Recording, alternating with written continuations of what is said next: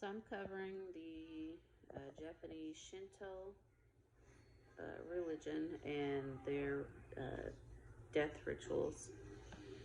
Um, they have over 20 steps, so I don't know where to start.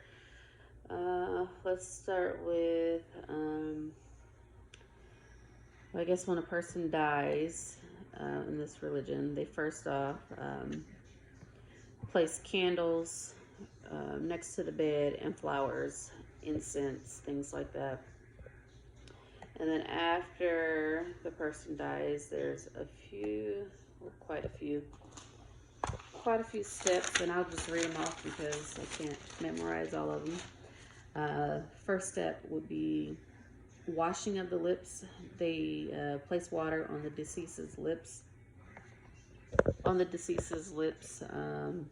to give them their last taste of water. And then they wash the corpse, and all of the family or several family members help with that. And then they announce the death of the deceased to the spirits.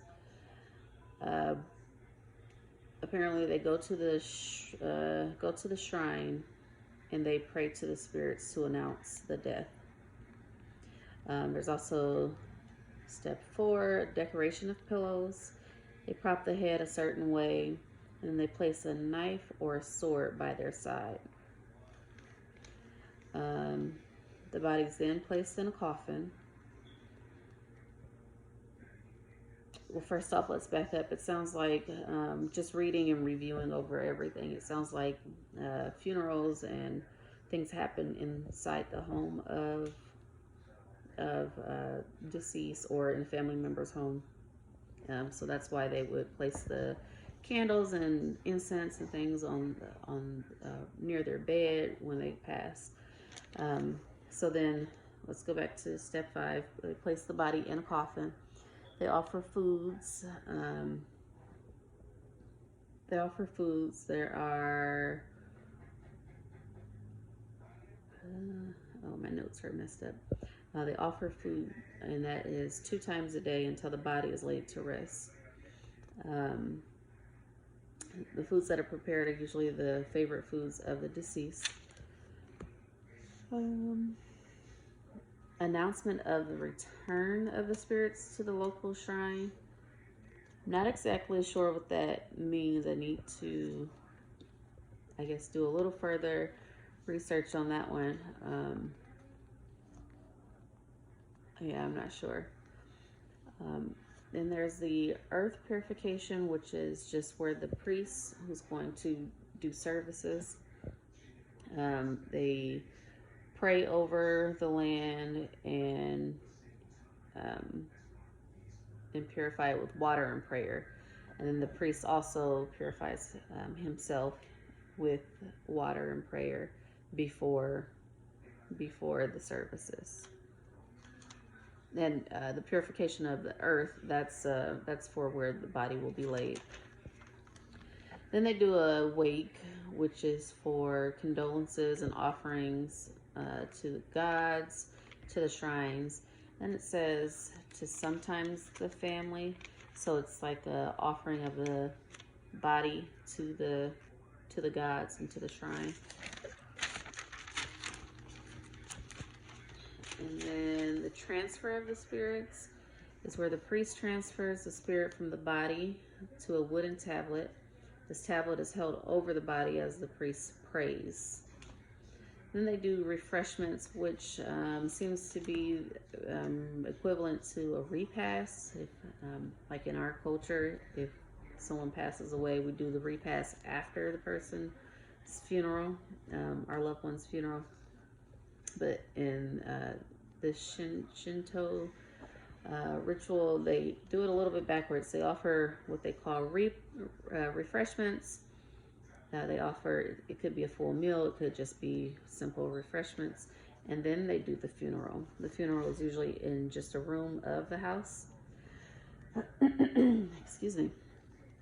And then do a farewell ceremony within the funeral. Single file line, people walking past the body, and and praying, saying their goodbyes, condolences, things of that nature. And then after that's all done, there's a departure of, there's the preparing of the departure of the coffin, which is where they place a sword on top of the coffin with banners, and it's supposed to be for letting the spirit know that it's okay and they're moving on. It's okay to move on. Then the body is moved to a cemetery or crematory. Then the home is purified. So they remove the body or the casket and the casket from the home, and they purify the home, remove the altar, and then they place a new one.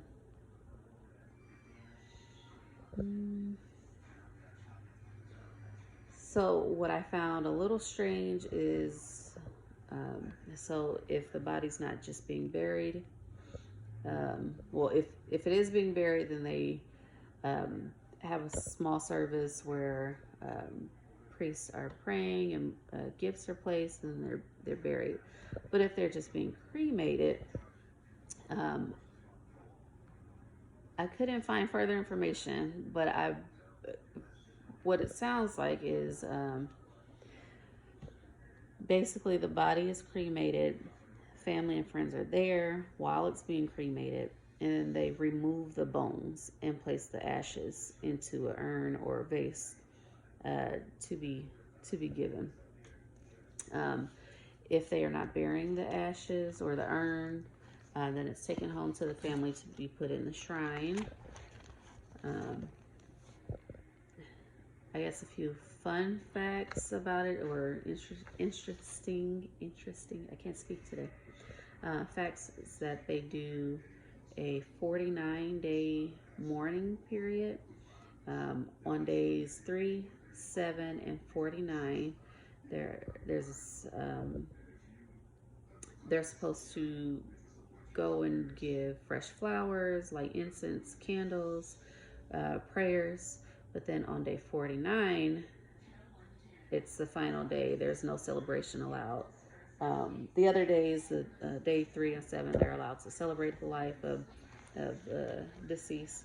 But on day 49, they cannot celebrate at all. It's supposed to be just strictly prayer, fresh flowers, incense, candles, things like that. And I forgot to mention that in the beginning, so when the loved one passes away, what they do is place a blanket.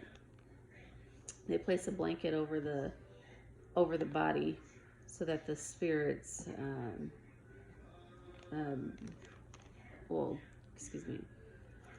they cover the body to keep spirits out of the dead. So yeah,